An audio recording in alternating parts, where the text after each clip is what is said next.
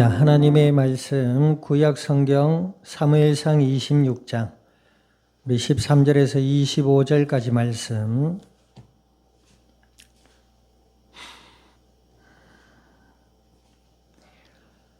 사무엘상 26장 13절에서 25절까지 말씀 우리 한 절씩 나누어서 교독합니다. 이에 다윗이 건너편으로 가서 멀리 산꼭대기에 서니 거리가 멀더라.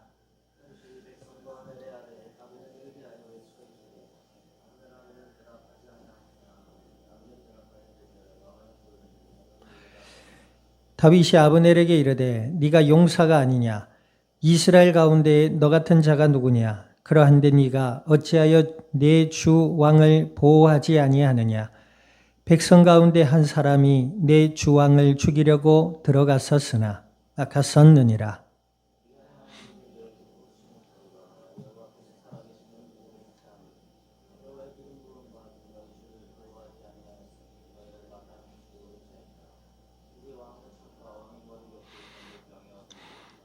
사울이 다윗의 음성을 알아듣고 이르되 내 아들 다윗아 이것이 내 음성이냐 하는지라. 다윗이 이르되 내 주 왕이여 내 음성이니이다 하고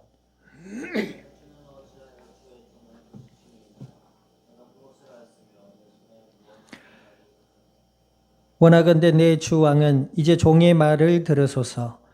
만일 왕을 충동시켜 나를 해하려 하는 이가 여호와시면 여호와께서는 제물을 받으시기를 원하시나이다마는 만일 사람들이면 그들이 여호와 앞에 저주를 받으리니 이는 그들이 이르기를 너는 가서 다른 신들을 섬기라 하고 오늘 나를 쫓아내어 여호와의 기업에 참여하지 못하게 함이니이다.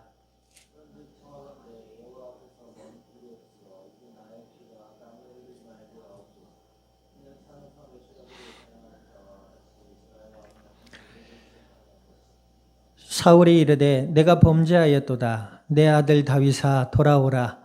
네가 오늘 내 생명을 귀하게 여겼은즉 내가 다시는 너를 해하려 하지 아니하리라. 내가 어리석은 일을 하였으니 대단히 잘못되었도다 하는지라.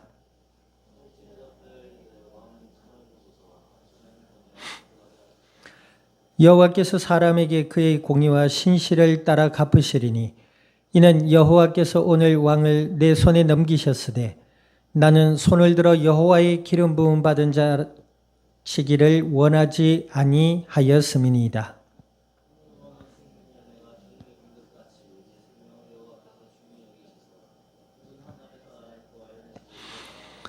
같이 합니다. 사울이 다윗에게 이르되 내 아들 다윗아 네게 복이 있을지로다. 네가 큰 일을 행하겠고 반드시 승리를 얻으리라 하니라. 다윗은 자기 길로 가고 사울은 자기 곳으로 돌아가니라. 아멘. 기도드립니다. 하나님 아버지, 주님의 크신 은혜와 사랑을 감사드립니다. 예수님을 그리스도라 믿어 하나님의 자녀가 되게 하여 주시고 약속을 따라 성령으로 저희들 가운데 영원토록 함께하여 주시어서 오늘 이 밤도 수요 예배로 주 앞에 드려지게 하여 주신 아버지 하나님, 예배 가운데 말씀 앞에 서게 하여 주셨사오니 진리의 말씀을 들음으로 믿음이 자라나게 하시고 생각의 변화를 받게 하시며 날마다 예수님을 그리스도라 믿음으로 바라보며 평안과 기쁨과 감사와 소망 가운데 나아가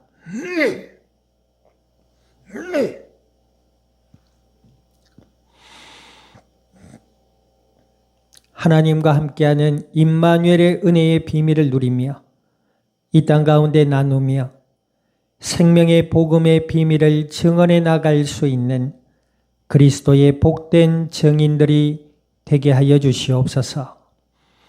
감사와 영광을 주님 앞에 돌려드리며 우리 주 예수님의 이름으로 기도드립니다. 아멘.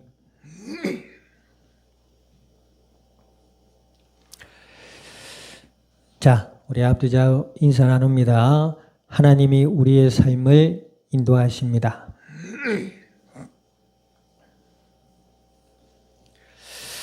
네, 오늘 다윗을 보면 인간적인 면으로 봤을 때 어떻게 이렇게까지 할 수 있을까라는 생각이 듭니다.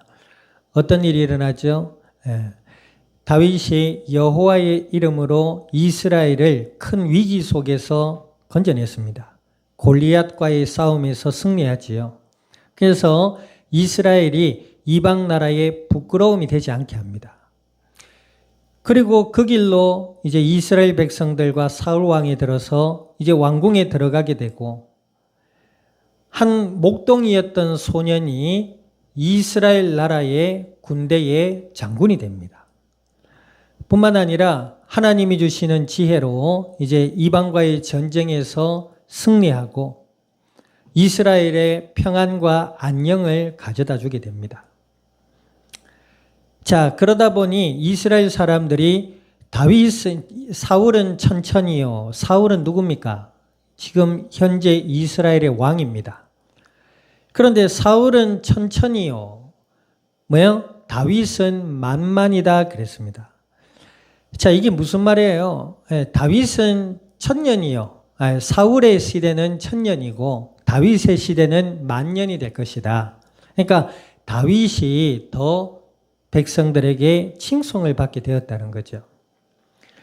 그러니까 이 모습을 본 사울의 마음이 어때요? 기뻐야 될 건데, 그죠? 시기와 질투심이 일어납니다. 그런데 이런 징조는 다윗을 보면서 일어난 게 아닙니다. 그 전부터 어떻게 했죠? 마음에 하나님의 뜻보다 자신의 욕망과 계획과 욕심이 더 크게 자라기 시작했단 말이에요. 그래서 하나님의 말씀과 하나님의 선하신 뜻을 따르고 사무엘 선지자를 통해서 하나님의 뜻을 따라야 될 왕이 어떻게 했죠? 그 하나님의 뜻을 어기고 거짓말로 둘러대며 자신의 계획과 욕심을 채우는 일에 급급했단 말이에요. 그때부터 사울 왕은 정신이 이상해지기 시작합니다. 혼란스러워지고 두려워하며, 그쵸? 그래서 왕궁에서 이제 막 이상한 환청을 듣고 환각을 보고 이러잖아요. 정신이 온전치 못하게 돼요. 자, 이럴 때 하나님 앞에 회개하고 돌아와서 하나님의 말씀으로 회개하고 돌이키면 될 텐데 그러지를 않습니다. 그런 상태에 있었던 사울이 다윗을 보고 시기심에 사로잡혀서 어때요? 다윗을 죽이려고까지 하지요. 그리고 그런 사울 왕을 피해서 이제 다윗은 뭐요? 도망자의 신세가 되잖아요. 그리고 그 도망자의 신세 속에서 하나님이 다윗과 함께 하셔서 다윗을 보호하시고 또 때로는 다윗의 신앙이 성숙되어질 수 있도록 하나님은 인도해 가셨어요. 그러던 중에 이제 사울 왕이 다윗의 소식을 듣고 이제 잡으려고 쫓아오잖아요. 그래서 사울 왕과 군대가 이제 다윗이 피해 있는 동굴 속에서 같이 지내게 됩니다. 그렇죠? 다윗이 있는 줄을 몰랐어요.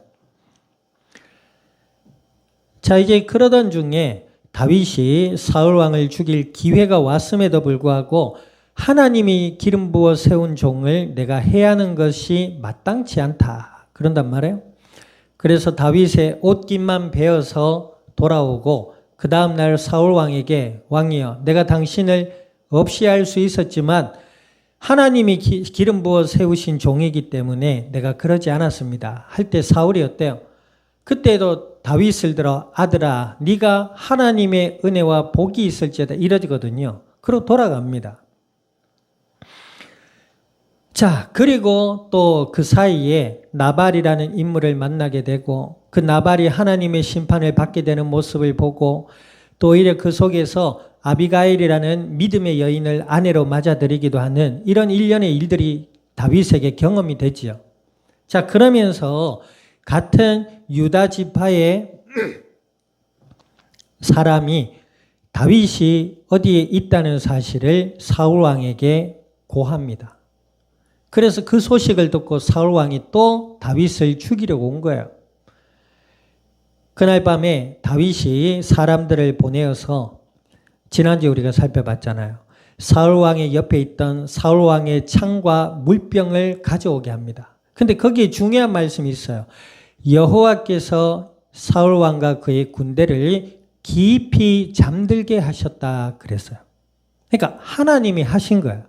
자, 그리고 그 다음 날 다윗이 뭐예요? 우선은 13절에 보니까 14절에 보니까 아브넬이라는 인물이 나와요. 이 아브넬이라는 사람은 굳이 말하면 왕을 지키는 호위 무사의 수장입니다. 그런데 다윗이 뭐라고 하지요? 야, 이스라엘 백성 중에 전사인 네가 간밤에 내가 사람을 보내어 왕의 창과 물병을 가지고 했는데 너는 잠들어서 그것을 지키지도 못했구나. 그죠? 그러면서 사울 왕을 향해서 간밤에 당신을 해할 수 있었지만 뭐예요? 하나님이 당신을 기름 부어 세우셨기 때문에 내가 당신의 창과 물병만 가지고 왔습니다. 그 이야기를 이제 사울 왕이 듣고 또 다윗을 향해서 아들아, 네가 정말 복되구나. 하나님이 복을 주시기를 원하신다. 그러고 이제 다윗과 사울 왕이 서로 자기의 갈 길로 흩어지는 것이 오늘 본문의 내용입니다. 자, 이것을 통해서 다윗이 사울 왕에게 뭐예요? 악으로 악을 갚지 않습니다. 선으로 악을 이겨요. 자, 그러면 선이라고 할 때에 우리가 사전적인 의미가 뭐냐? 올바르고 착하여 도덕적인 기준에 맞는 데가 있는 것을 선하다고 한대요. 그것은 사전적인 의미입니다. 여기에서 보니까 그럼 악은 뭐냐? 인간의 도덕적 기준에 어긋나 나쁜 것을 악이라고 한대요. 그러니까 여기에 보니까 도덕이라는 것이 공통적으로 나옵니다. 그럼 도덕이 뭐예요? 도덕을 사전적인 의미로 보니까 사회의 구성원들이 양심, 사회적 여론, 관습 따위에 비추어 스스로 마땅히 지켜야 할 행동 준칙이나 규범의 총체라고 나와 있어요. 말이 어렵죠? 자, 그러면 그 의미가 그거예요. 사람과 사람 사이에서, 그죠? 사람들에게 해를 끼치지 않는 삶을 도덕적인 삶이라 볼 수 있겠죠. 그러니까 사람과 사람 사이에 행해야 될 규범, 뭐 이렇게 정의를 내릴 수 있을 것입니다. 그러니까 사람과 사람 사이에 살아가는데 사람들에게 악을 끼치지 않고 선을 끼치는 삶을 도덕적인 삶이다. 이렇게 표현하고 있다는 거예요. 자, 그러면 우리가 도덕적인 의미로 한번 생각해 봅시다. 우리가 인간들이 이 땅에 이제 살아가고 있습니다. 사람과 사람 사이에, 그러니까 이 도덕이라는 것은 이 법과는 다르답니다. 법은 뭐예요? 외부적인 영향으로 그 사람에게 지키라고 강요하는 거잖아요. 근데 도덕은 외부적인 영향으로 강요받지 않습니다. 그러니까 자신의 내면적인 것에서 나오는 것이 도덕적인 성향이래요. 그러면 그 내면에 무엇이 있느냐? 그죠? 과연 사람에게 선한 영향력을 미칠 만한 어떤 것이 있느냐? 그 어떤 것이란 뭐예요? 생각이겠지요. 그래, 우리가 인간의 역사를 보면 뭐 개혁이 있고 뭐 또 어떤 인간들의 삶의 개혁, 변화, 그죠? 그리고 유토피아라는 인간이 살기 좋은 세상을 만들기 위해서 역사는 끊임없이 노력하고 변화되고 개혁해 왔습니다. 그런데 인간의 역사를 가만히 보면은 그것 때문에 발전한 모습도 있지만 우리 과거의 역사들은 뭐예요? 전부 피해 역사입니다. 우리나라의 역사만 봐도 그래요. 무신들이 개혁한 시대가 있었잖아요. 사대부 사대부들이 그들의 부패와 타락상을 보고 이제 무신들이 무시받고 할 때에 그 이제 일어난 게 무신개혁 아니에요. 그런데 그렇게 하면 새로운 시대가 열릴 줄 알았단 말이에요. 그런데 그 개혁에 손잡았던 무신들조차 서로 뭐예요? 욕망과 욕심에 사로잡혀 죽고 죽였던 역사가 이제 우리나라 초기의 역사의 모습입니다. 그러면 그 역사가 서양에는 없느냐? 서양도 똑같습니다. 서양도 권력 때문에, 결국에는 그 권력 때문에 서로 죽고 죽이는 역사들이 반복되어져 왔다는 거예요. 그럼 우리가 여기에서 인간 스스로의 내면 속에 도덕적인 성향이 있을 수 있는가? 이거 이제 한번 생각해 봐야 되는 거예요. 내가 법을 지켰다 이거 아니에요. 법을 지켰기 때문에 나는 도덕적이다 이런 말이 아니란 말이에요. 법은 뭐예요? 안 지키면 안 되니까 지키는 거예요. 억지로. 도덕은 뭐예요? 내가 자발적으로 행하는 거란 말이에요. 그러니까 다른 거예요, 의미가.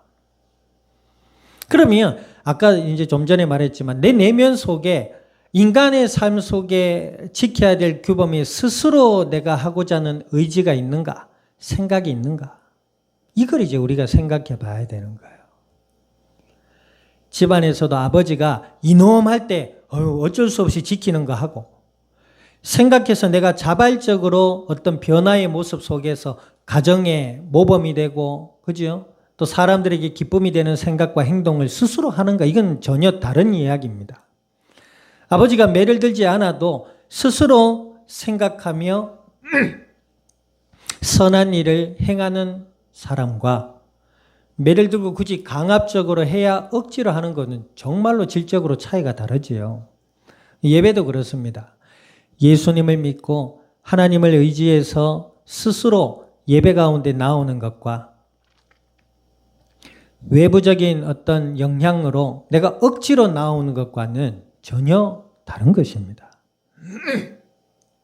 자, 그런 인간의 내면 속에 그런 도덕적인 스스로 어떤 도덕을 행하려는 마음과 생각이 있는가? 그리고 있다 하더라도 그 스스로 생각했고 또 행동했던 인간의 역사에 과연 선한 것이 있었는가? 우리 이런 것들을 살펴볼 수가 있단 말입니다. 그런데 역사와 인간의 삶을 가만히 들여다보니 선한 것이 없어요. 우리가 앞서 말한 이 도덕이라는 것을 지킬 만한 내면적 힘이 없다 이 말입니다. 진짜 내가 스스로 생각해서 선을 행하는데 그것이 과연 선이었냐? 결국은 인간 스스로에 있는 내면적 욕망의 표현이다 이 말입니다. 아니라고요? 그 열매가 하나님께 영광되는 열매면 과연 그렇습니다. 아름다운 것이에요. 그 인간의 내면에 참된 도덕적인 의미를 가지고 있는 거예요. 힘을 가지고 있는 사람이에요. 그런데 인간은 하나님을 떠난 인간은 그 속에 죄가 자리하고 있습니다. 그 죄가 뭐라고 했죠? 성경에 말하는 죄가 뭐래요? 자꾸 인사하지 말고 여기 보세요. 뭐 자꾸 인사를 해요. 왜 자꾸 이렇게. 오늘 하루 못한 인사 다 하는 거예요. 한꺼번에 몰려가지고 30분 사이에 계속 안녕하십니까? 안녕하십니까? 인간 속에 죄가 자리하고 있다. 그럼 여기에서 죄라는 것은 어떤 죄를 얘기하죠? 네. 이제 신학적인 용어로 자범죄, 원죄 이런 말이 있다잖아요. 나는 죄 짓지 않았는데요. 그것은 자범죄를 짓지 않은 거예요. 그런데 원죄는 해결되지 않아요. 그 원죄가 뭡니까? 네. 하나님을 없다 한 죄.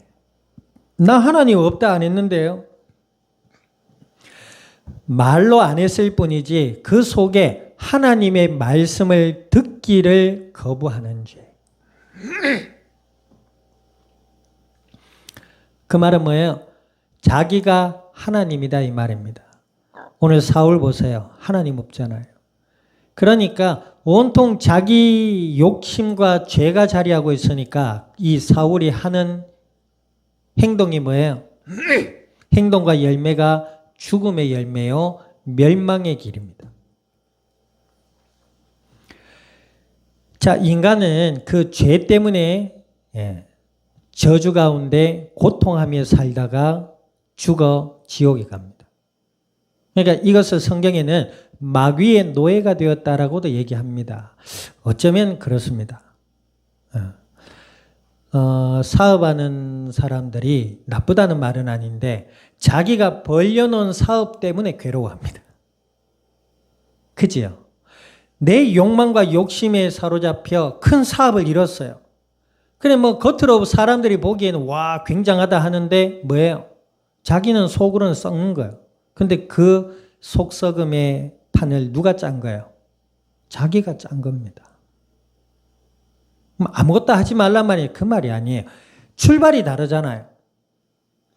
죄 가운데 출발하는 것과 믿음과 은혜 가운데 출발하는 것은 그 삶과 열매가 다릅니다. 사울왕 보세요. 욕심에 사로잡혀서 자꾸 다윗을 죽이려 하잖아요. 자, 어쨌든 이 다윗은 뭡니까? 언약의 사람이고 믿음의 사람이었어요. 하나님께서 이스라엘 백성들을 가나안 땅으로 인도하시고 자신을 이스라엘의 왕으로 세우시고자 하는 하나님의 뜻이 무엇인지를 알았다 이 말입니다. 장차 이 땅을 구원하실 메시아 예수님을 자신을 통해서 이 땅에 보내시길 위해 하나님 자기를 택하셨다는 걸 알았던 인물입니다. 언약의 인물이요. 믿음의 사람입니다. 그래서 마태복음에 보면 다윗이 누구를 낳고 그래서 결국 예수님이 오시잖아요. 그죠? 이 다윗도 믿음의 연약한 모습들이 보여지기는 하나 하나님이 이 다윗과 함께 하셔서 다윗의 믿음을 성숙되고 확신되게 하십니다. 나발을 심판하시는 하나님. 그지요? 그리고 자신의 믿음의 부족함을 돌아보게 하시는 하나님. 그런 신앙생활을 하나님이 앞서 행하시고 자기에게 권면하시는 그 하나님에 대한 신뢰와 믿음이 점점 자라나서 확신 가운데 있었던 인물이었습니다. 그렇기에 사울 왕을 죽이지 아니하고 선하게 대하며 그 선으로 악을 이겼던 모습을 우리는 오늘 본문을 통해서 볼 수 있게 됩니다. 도덕적인 가르침을 억지로 지켜야 복받는다 이런 말이 아니지요. 인간은 죄 가운데 있습니다. 마귀의 노예로 있다 그랬어요. 그래서 그들이 생각하고 계획하고 하는 모든 행위가 죽음이고 고통이고 그 열매가 어둠이요 죽음의 열매다 그랬습니다. 그 속에 있던 저희들을 위해 하나님이 사람의 몸으로 이 땅에 오셨단 말. 그분이 예수님이시다 이 말입니다. 그 예수님이 죄와 저주와 사망의 권세를 이기고 하나님을 만나는 영원한 길이 되셨다. 그래서 그 예수님을 영접하는 자, 곧 그 이름을 믿는 자들에게는 하나님의 자녀가 되는 권세를 주셨다 그랬잖아요. 완료형이에요. 성경을 보면 주실 것이다. 조금씩 줄 것이다. 네가 열심히 해야 대가로 줄 것이다. 안 그러셨어요. 뭐예요? 하나님의 자녀가 되는 권세를 주셨다 그러고 있단 말입니다. 성경에. 이것이 복음입니다. 하나님 우리의 수준과 조건을 보지 아니하시고 예수님을 하나님 그리스도라 듣고 마음으로 믿어 예수님을 영접함으로 하나님의 자녀가 되게 하시고 이 땅을 이길 어둠을 이길 권세를 우리에게 주셨다 그랬습니다. 아멘. 그리고 그 말씀을 들음으로 우리 내면의 믿음이 자라나고 오늘 다윗이 믿음 안에서 성숙되어 선으로 악을 이긴 모습들이 믿음의 사람들의 삶에 나타나게 되는 거예요. 착하게 살아라. 억지로 착하게 살고 열심히 신앙생활하고 올바르게 하고 그렇게 해야 하나님이 복을 주신다. 성경에 그런 말이 없습니다. 심지어 다윗도요. 왕이 되어서 큰 죄를 저지릅니다. 남의 여인을 탐하고 자신의 충성된 부하를 최전방에 보내서 죽게 만듭니다. 엄청난 악이지요. 불륜도 그런 불륜이 없습니다. 인본주의도 그런 인본주의가 없어요. 자신의 그 하나의 쾌락 때문에 자신의 부하를 죽이고 그 부하의 아내를 이 얼마나 큰 죄악입니까? 하나님의 은혜 가운데 있었던 이 다윗이 이제 뭐예요? 하나님의 말씀을 대언한 선지자의 말을 듣고 밤새 하나님 앞에 눈물로 죄를 고합니다. 그래서 얼마나 울었는지 베개가 다 젖었다고 합니다. 여러분들 자고 잘 때 베는 베개 있지요? 예? 베개에다가 오늘 가서 500ml짜리 물통에 물 받아가지고 뿌려봐요. 예. 그거 뿌려도 베개가 잘 안 젖어요. 근데 그 베개가 다 젖을 정도로 눈물을 흘렸다니 적어도 1리터는 넘게 흘렸겠지. 웃을 일이 아니고 잠을 못 잤단 말이에요. 하나님 앞에. 자기가 한 행위가 마귀에게 속아서 한 행위가 너무 부끄럽고 하나님 앞에 죄송해서 눈물을 흘렸다. 그럼 봐봐요. 예수님을 믿지 않는 사람들이 그 다윗의 글과 모습을 보면 정신 나간 인간 아니야. 밤에 아무도 왜 우노? 저 귀신 들리다 미쳤나? 이럴 거 아니요. 다윗은 울었단 말이에요. 뭐 일담인데 교회에서 어떤 교회가 이제 새벽 예배를 하고 뭐 금요 철야 기도회를 하고 하는데 어떤 집사님이 와서 막 펑펑 울면서 하나님 앞에 기도를 합니다. 뒤에 들리는 이야기가 참 비참하더라고요. 저 집사님 너무 시끄럽게 기도한다. 아주 고상한 집사님들이 계시더라고. 저 집사님 너무 기도를 시끄럽게 한다. 안타까운 일이지요. 어떻게 하나님 앞에 눈물로 고하는지에 대한 관심보다 자기가 기도하는데 거슬린다는 거. 안타까운 일이지요. 하나님 앞에 눈물로 기도하잖아요. 정말 속에 안타까운 일이 있는가?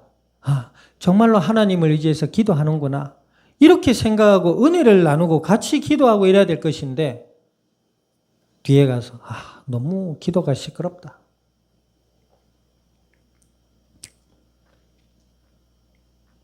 자기가 조용히 묵상하고 자기의 신앙 스타일이 있는데 강남 스타일인지 뭐 북남 스타일인지 모르겠지만 뭔 스타일이 그런 스타일이 있냐는 거.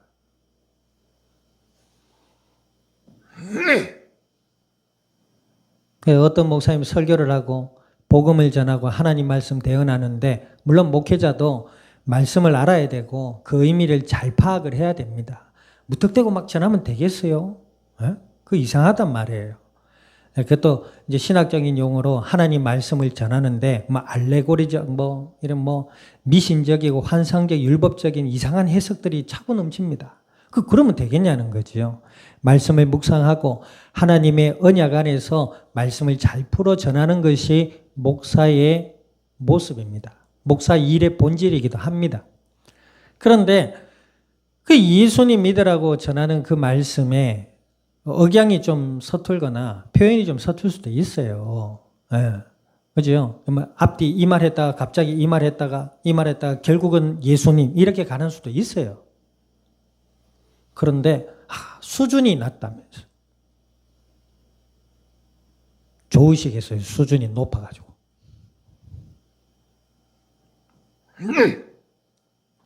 이러한 모든 것들은 하나님의 은혜 아래에 있는 모습이 아닙니다. 예수님을 믿는 자의 모습이라 할 수 없습니다. 예수님을 믿는 자는 선으로 악을 이깁니다.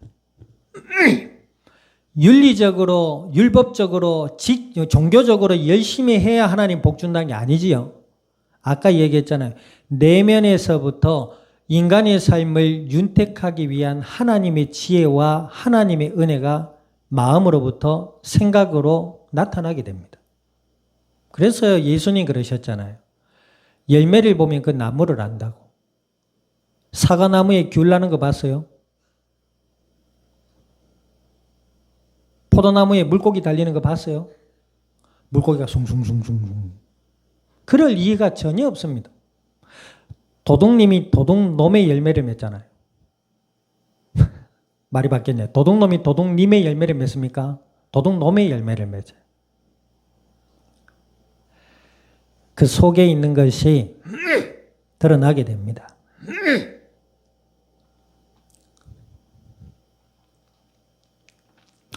남은 한 주간의 삶이 있습니다.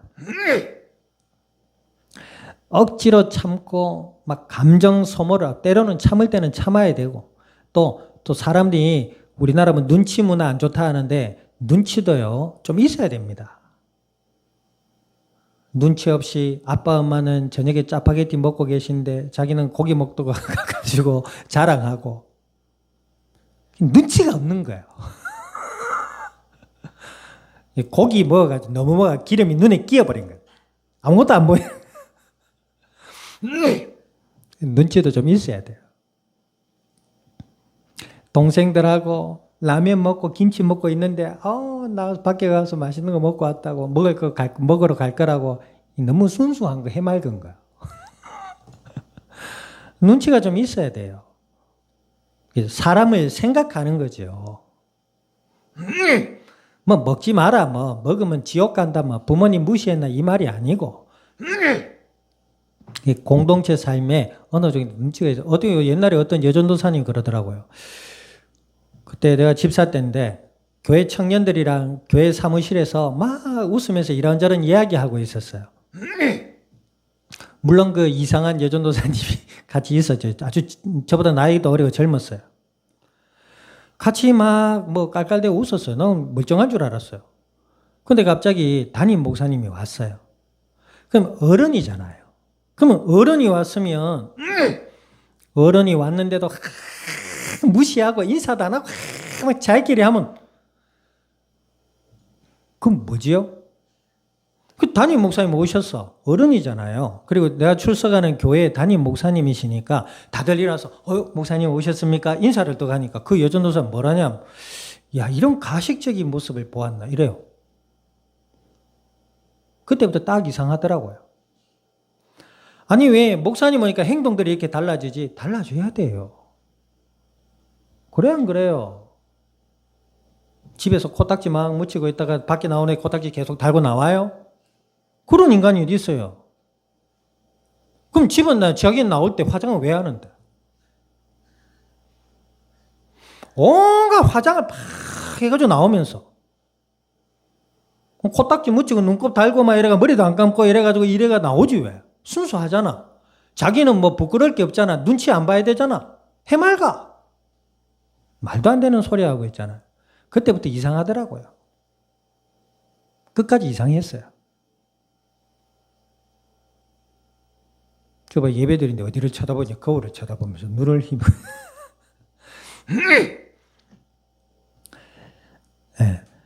네. 이제 예수님을 믿는 믿음 안에서 하나님이 나의 아버지심을 안다는 것은 선으로 악을 이기는 거예요. 하나님이 나의 편이고 나의 아버지시니 내가 하나님의 자녀니 뭐예요? 그 은혜에 감사함으로 행하는 거예요. 그죠? 원망으로 행하는 사람은 악한 열매를 맺게 돼 있어요. 감사함이 있는 사람은 감사한 열매를 맺는다 이 말이에요.